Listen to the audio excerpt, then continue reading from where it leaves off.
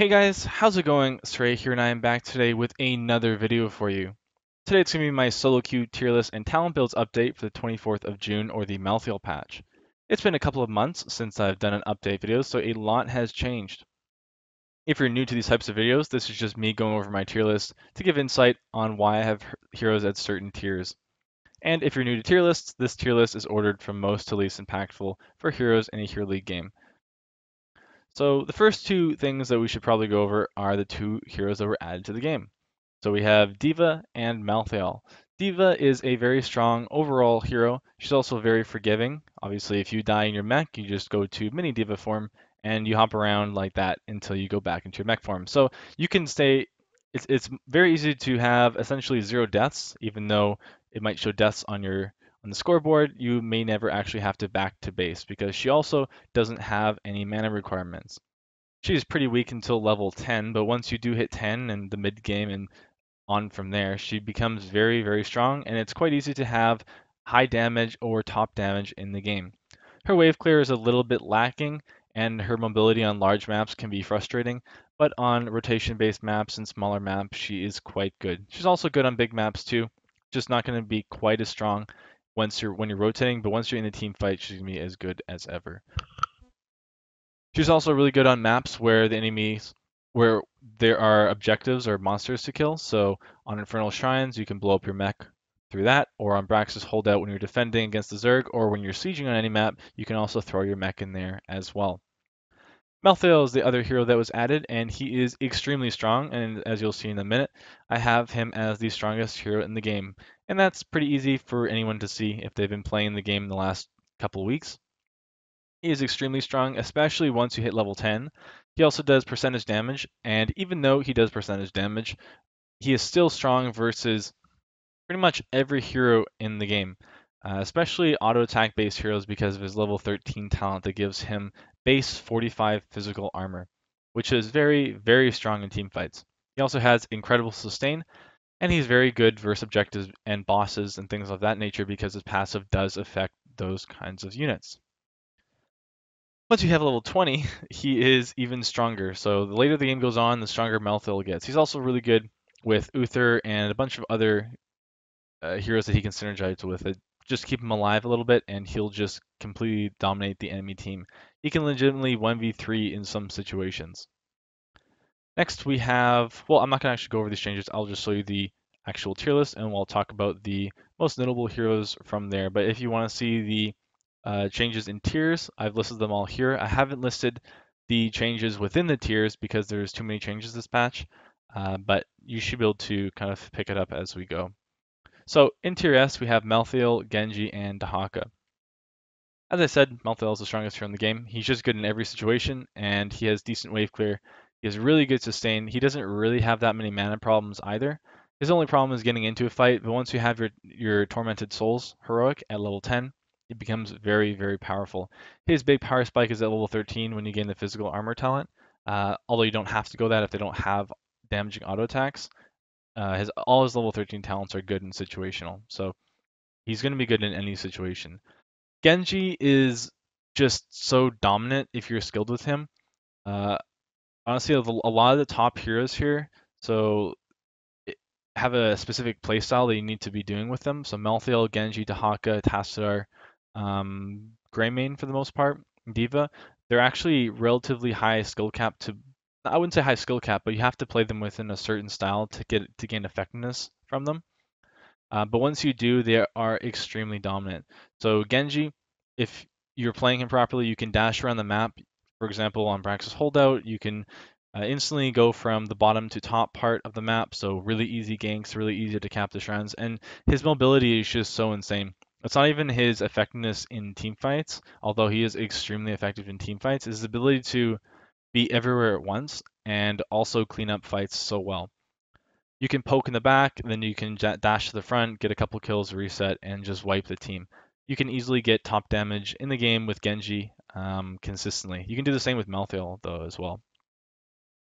Dahaka is stronger than ever. He got some changes in a previous patch that increases movement speed for his Brush Stalker, so Well, the agility gained increased movement speed, but it also increased the duration of his speed. So he's actually where he used to be one of the least mobile heroes in the game. He's actually now one of the most mobile. Even without his global talent, he's still extremely strong, especially on smaller maps like Tomb of the Spider Queen or Infernal Shrines, where he can just rotate extremely quickly between lanes just by walking in the bushes.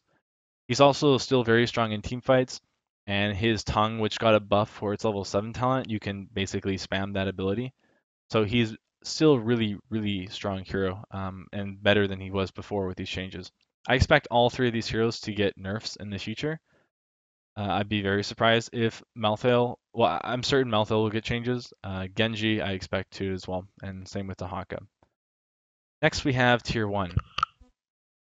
So Tassadar is extremely strong if you're playing him effectively. And every game that I play Tassadar, although it's not always at the highest level when I'm in Hero League, but every game that I play Tassadar, I've had top damage with him.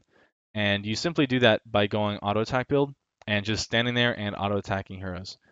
Um, People seem to underestimate the damage that Tassadar does, and since his auto attacks also generate him mana with the level 1 talent, and his shields have insane lifesteal now, you never have to back and you can have constant lane pressure. He also wins almost every single solo lane matchup in the game. I can't actually think of a matchup he doesn't win. So that's going to be very strong if you just want a solid solo laner in the game. You don't actually have to synergize it with any kind of auto attack carry because Tassadar himself is so strong. And he just gets even better if you actually do have some synergy with his lifesteal because his shield at level 4 now gives 90% lifesteal. So for certain heroes like Vala, who are obviously auto attack based, or Cassia specifically has charge strikes at level 1, which makes her auto attacks bounce, and you gain lifesteal on every single bounce of that with Tassadar. So that means that if she's at 10% health and you give her a shield to lifesteal, she literally needs like 1 or 2 auto attacks on 4 heroes and she'll be at full health, which is really, really easy to do. So with the shields on Tassadar, you don't want to actually shield the initial damage, you want to be using it for the lifesteal benefit. Tassadar also has Archon and Forcefall, which are extremely strong and can dominate many, many different fights. And the lifesteal works on Tassadar's Archon, so you can AoE lifesteal as well, similar to several other heroes. Greymon is probably just the best overall DPS. He's good in every single situation on every single map, and there's not really a bad time to pick Greymon. He's really, really good at doing camps. He has really good wave clear. He's really good kill potential. He's really good mobility. He has a good dive. He's good versus tanks. He's good with versus backline. I prefer to always go cocktail build with Cursed Bullet in every matchup, unless they are literally like 4 backline heroes. Then I might go for the throat. You can also go more dive oriented build, but I always prefer going to cocktail into Cursed Bullet personally. Diva, you can see here is tier 1. I think that her forgivingness when you play her and her inability to die if she's playing any way halfway decent is just very, very hard to deal with. Her constant pressure on the map, and even when you kill her at a mech form, half the time she'll just self-destruct, so it doesn't even count as a kill. And you're just sinking your damage into her for no reason. A good diva is very difficult to deal with. Numerak is the best tank just because of Cocoon and his ability to dive. He deals with a lot of ranged poke heroes quite effectively as well. And he's really good in all ins. And he's just kind of, I don't want to say easy to play, but he's very binary in his playstyle. And seems to work very well in Hero League where the mentality is just go kill. Sustain comps, poke comps, split comps, like they don't work very well in Hero League, but all in comps always do. Uther is the best support in the game. I don't really consider Tassadar as a support here. He's more of like a DPS hybrid. But Uther is the best support in the game. His Ancient Kings level 7 specifically makes him so powerful against CC, even though I don't see a lot of people taking that talent for some reason. I still see people taking cleanse on Uther, which just blows my mind. But Ancient Kings at 7 is a broken talent, which will get changed in the future. I am almost certain of that. And when he dies as well, you can just win fights. Even if Uther gets picked first, you just go in and you can fight with the Ghost. And the Ghost provides armor as well, so it's extremely strong. Both D-Storm and D-Shield are very good. Rag is still always a good hero. He's still going to be pretty dominant if you're playing him effectively. His just the fact that he has good wave clear, Molten Core is still insane. and he can still burst people pretty hard. I haven't seen him play nearly as much as he used to be, but I still think he's a very, very strong hero to carry. Gul'dan, I think, is the next best up hero after Greymon, and is better than Greymon on certain maps as well. Obviously, Brax's Holdout, he's really good. Infernal Shrines, um, Tomb of the Spider Queen, Dragonshire, Wave Clear maps in general, he's going to be very, very strong on. He just has very consistent damage, and he's definitely the best spellcaster in the game, or the best mage by far. I don't think any of the other mages even come close to Gul'dan. So he's just a very, very strong hero overall. I don't like him as much on Sky Temple, Cursed Hollow, big maps, um, Towers of Doom, which isn't even a rotation right now. But he's really, really good on maps where you have your healer constantly with you and just generally in four mans. Vala is still strong all around. There's nothing really that has changed with Vala. She's consistently been top tier. Uh, she's better if you have double support or a lot of good supports or with Tacita or something, but she's still going to be very strong on her own, and she's just a solid DPS. Malfurion got nerfed slash changed, so he lost cleanse but gained some other benefits. I think in Hero League he is pretty much the same, maybe a little bit better, but in competitive play he's definitely worse. Obviously this is for Hero League, so I actually think he's just as good here, if not slightly better. The stacking talent level 4 is particularly good that he's gained, although he loses the mana regen at level 10, and his level 20s are worse because he doesn't have Bolt of the Storm anymore. So in general, he's still a really strong hero though. Arthas I still think is one of the best carry tanks in the game, simply because he does so much damage and he counters a lot of heroes as well. So think of like Illidan, Cassia. If you get on any ranged hero whatsoever, then they can't get away. He's just really good, and especially at lower levels, people just don't know how to deal with Arthas. They just walk up to him and they can't get away. I would never go Cindergrosa though. I would always go Ghouls. Rhaegar is stronger now because of the changes to other supports. So if you think of strong supports in Hero League, um, like Ariel, Karazim, Lili, Tyrande, Morales, Lucia, like none of those supports are very dominant anymore. Ariel is still pretty good at high levels, but I'd say for the average Hero League game, Ariel isn't very good. And that just makes Rhaegar better because there's no relevant supports. Like a lot of the times, people like Tassor isn't a sole support, right? So you have Uther, Melf, and Rhaegar. Um, if the enemy team has a lot of burst, then you don't want Malfurion, and if they already have Uther or Uther's band, then you basically are going with Rhaegar. So a lot of situations have a lot of burst damage anyway, so Rhaegar is just going to be better, or like the only option in a lot of cases, and he's almost never banned. So Zeratul is still as good as ever if you're good with him. It's difficult to be good with Zeratul, but if you can play him perfectly or just at a really high level, he's gonna be able to carry very effectively. He's still very, very powerful. Alrak is a new addition here. He could be higher than this, but I haven't personally played him that much. I've seen really good Alraks though, and I've played against them, and they're extremely annoying and hard to deal with. And I think that a good Alrak can easily carry games. He has really good wave clear. He can catch people. One combo from Alrak, once you get to mid game even, is gonna like one hit, almost one hit a carry. So like a combo from Alrak will do 2/3 of all his health easy. And if you get Counter-Strike going with that, it's a kill. So Alarak is really, really strong if you're skilled with him. Both Zeratul and Alarak fall into that category. Felstead is still very strong, just globals are good in general, and it helps to match Dahaka or any other global that they might have. And if they don't have a global, then having a global for no global is just really strong as well. Now we get to the tier 2 heroes. So these are all heroes that are still good, but the tier 1 heroes are like if you want to pick a DPS, I would always go for Greymon, Gul'dan, if Genji's taken, and then look at Falstead and Vala. There's really no reason to even look at the other DPS heroes. Um, besides those, Nazeebo you could look at if the game is going longer on certain maps.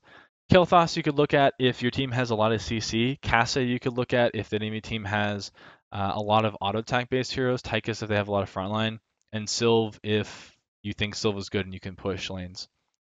So all the DPS heroes in tier 2 are pretty situational. I actually think Chromie is really, really good, especially in competitive play, but it's hard to carry games in Hero League unless you're godlike with skill shots, and like consistently hitting like every single skill shot. I played Chromie a lot, and I've had twice as much damage as the next closest person in the game, and it's still extremely hard to carry games because you can't direct the game. You just throw damage out and hope your team follows up on it.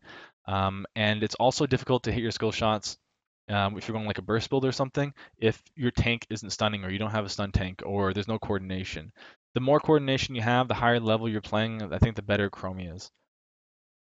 Nazeebo, you want to be very careful about picking. If the game is going to be a shorter game, I wouldn't even pick it on a lot of shorter games or shorter maps. So if it's a map that's going longer and me team doesn't have a lot of dive, I think Nazeebo is great. He's the best level 20 hero probably in the game. He's just extremely powerful if you can get that quest done at 20. Brightwing sees a noticeable climb here. Brightwing is just, I think, pretty solid. And in Hero League, Brightwing just does really well because there's no punishment. The targeting from players in Hero League isn't spot on. Like Brightwing's weakness is obviously burst damage, right? So if Brightwing's ally is getting bursted, well, Brightwing has literally no heals except for her level 10 blink heal, and it doesn't even heal that much.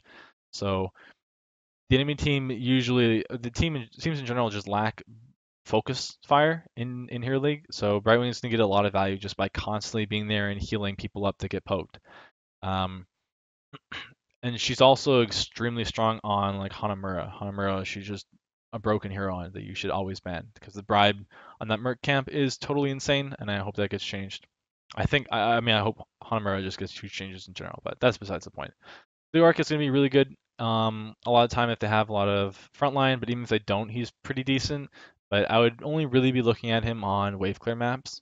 Zarya is really good if you have enough damage in your team. Illidan is a hero that I've been playing a lot recently, and he's similar to Zeratul and Alarak, where if you're just really good on him, you can carry games. But I think you have to rely a little bit more on your team because Alarak and Zeratul are use your abilities and then leave. Illidan is more you're constantly in the fight, and you really need your allies in the fight with you. But you can also carry games just by going global with Hunt, which is really really powerful. And I mean, most of the time you should be going Hunt, but sometimes if you are just focused on winning team fights, you can go meta instead. Illidan's really good on big maps, where obviously Warhead Junction, even Towers of Doom, Blackheart's Bay, where you have Hunt and you can just do camps and then hunt for picks. He's going to be very, very powerful. And it's going to be easy to carry games that way. But again, you still have to rely quite heavily on your teammates and just a lot of times on Illidan, I just don't even have a good healer. I've played a ton of games where my Uther goes Divine Storm, or I have an Ariel healer or something, or I have like a Lily healer, and it's really hard to win team fights with those kinds of supports. So Illidan is pretty comp dependent, I would say, if you want to actually win team fights. I talked about Tychus, but he's still really good if the enemy team has a lot of frontline. He's still a solid DPS. So a lot of times the enemy team could very much have like Gul'dan, Vala, and then Greymon, Genji, or Band or something, and Tychus could be the best pick. Ariel is really good if your team is actually generating energy, but that's kind of hit or miss. She can be either really dominant or completely non-impactful whatsoever. That's kind of what I've been finding recently. The Ariel will either get lots of energy or none, and that kind of depends on your allies. So if you're trying to carry games, especially as a support, I think that you're better off picking one of the others. I mean, once you're passing like Task, Melf, Rhaegar, and maybe Brightwing, it's going to be pretty difficult to carry on in a support role past those supports. Unless you're at higher level. I think Ariel at a higher level is very, very powerful, but I'm thinking of like High Diamond, Masters, or GM or something like that. Sylvanas can snowball you games, especially at lower levels. I see a lot of Sylvanas bans and a lot of priority, and I don't agree with it. A lot of time, the Sylvanas will just AFK split push in the lane, and then I'm playing Zeratul and I just kill her over and over again. And it's just a free game like that. So if you're playing Sylvanas and you're just split pushing and you're finding it effective, it's because you're not getting punished for it. The rest of these heroes in this list for tier 2 are pretty much meh. They're just there. The most noticeable change maybe is Varian is at the bottom of tier 2 where he used to be in tier 1. I just feel like the other tanks do more than he does now.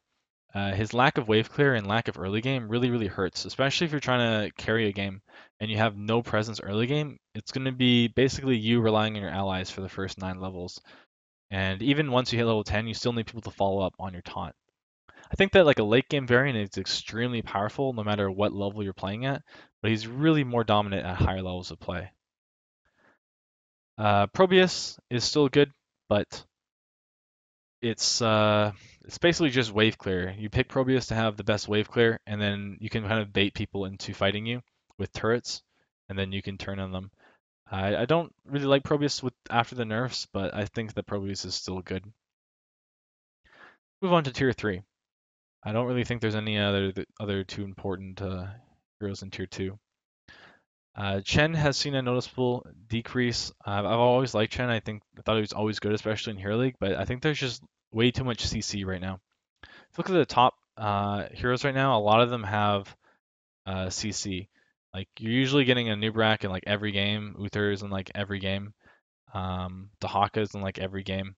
So you're gonna be getting interrupted when you're drinking, and if you're getting interrupted when you're drinking on Chen, then you're probably better off going a different support or a different tank rather. Valera is especially with all the frontline and like Uther and stuff, and Tassadar just severely reduced since the nerf she got a couple months ago, and she's just not able to do as much in fights. Tyrael, you really need to rely on your allies, I feel like, to carry on Tyrael. You have to have a certain type of comp, like a double tank. You want a Greymon on your team, and you can Sank or something. You could go some kind of kill build with it, with Judgment and then auto attacks, but I think you're better off just going an actual assassin at that point. Li Ming is surprisingly in tier 3. I feel like if you compare Li Ming to Greymon, I'd much rather pick a Greymon or a Genji or a Gul'dan or Valla or any other DPS that's higher up here. I feel like you're gonna have a much better time winning the game than on Li Ming. And if you want Li Ming, I'd honestly rather just go a Chromie at that point. There's a lot of frontline and a lot of heroes that are anti-burst at the moment. If you think of Diva, if you think of even like Genji, who can block a lot of Li Ming's damage, Dahaka, you have Tassadar, Zarya, just all these heroes that just block damage. And I haven't even gone over the major ones like a Nubrak and Uther, who just counter her straight up. Well, Uther in the sense that he can Divine Shield any kind of blown up target. The rest of the heroes here just are pretty much outclassed by the heroes above. Asmonette moved up to tier 3 because there's been some games where even at high levels, split push Asmonette gets kind of irritating. I wouldn't say it's like it changes how Asmonette, even at high levels of laser build, might change how the game is played, but he's not necessarily hard to counter. If you just have a hero that matches him in lane, he literally does nothing. And once team fights come around, the hero you have matching Asmo will have more impact in team fights, and Asmo will do pretty much nothing. Asmo only gets value as a split pusher if he's not actually matched. All you have to do is match him. Like, if you have Malthael, just put Malthael against Asmodee, and Asmodee not only does absolutely nothing in lane, but Malthael cleans up team fights. Like, destroys team fights, so it's not even a matchup at that point. The only Asmodee at low levels, split push could be pretty effective, but at high levels, you're pretty much seeing Asmodee go orb build, so he just queues stuff from afar. Tyrande I thought would be a lot more dominant and better, but she just seems to not be. And the same with Thrall. Both of those got major reworks and they were supposed to be better. But after playing them, they're just not better. I still have hopes for Tyrande, but Thrall just doesn't look too hot. The changes just didn't look that great. They nerfed his sustain quite a lot. They put a lot of things, they combined a lot of talents, but it just isn't looking so great for Thrall right now. Last thing I want to talk about is tier 4, which is Raynor, Zul'jin, and Hammer. Those are all auto attack based heroes, and I feel like if you want to pick any of those, you might as well pick Lunara. And if you want to pick Lunara, you might as well pick Cassia. And if you want to pick Cassia, you might as well go Greymon or Valla. So I don't see any reason to pick any of those basic standard auto attack heroes. You see them a lot, especially at lower levels. I see a lot of Raynor, and even some Zul'jin, but they don't do anything. They're completely immobile and they can get picked out really, really easily. And if you're playing them right now at like gold or plat or something, and you're having success with them, if you do go higher in ranks, you'll find that it becomes very difficult to play those heroes successfully and actually have a positive impact on the game because you're going to be up against an Arthas who's going to walk onto you and you're not going to be able to get rid of him. And he's just going to stand on you and he's going to slow you until you die. So at that point, you might as well pick Cassia because Cassia just does more impact, has more impact on team fights, or like a Unlar could kite and stuff. So that's pretty much for this video, guys. I hope you enjoyed it. And if you have any questions, let me know in the comments, and I'll be more than happy to answer. And until next time, the next update, I'll talk to you then.